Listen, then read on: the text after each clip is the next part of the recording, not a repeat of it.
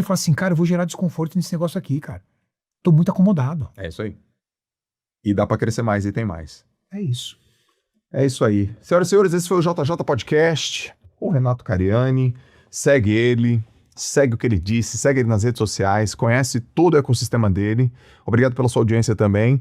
Afinal de contas, há 4 anos consecutivos a gente está aí como podcast número 1 em negócios. É um prazer, uma honra. Tanta gente boa, tanta gente colocando conteúdo na internet, amigos meus, e vocês dando essa honra de estar nesse lugar. Então eu devo, e nosso time deve tudo isso a vocês. Obrigado, tá? Se você ainda não é inscrito no canal, se inscreva no canal, segue a gente também, que todas as semanas a gente coloca conteúdo assim, ó, fresquinho. Eu, no meu lugar de aluno, e sempre fazendo pergunta que eu acredito que você gostaria de saber. Eu represento você, beleza? A gente se vê no próximo JJ Podcast. Um abraço, valeu, tchau.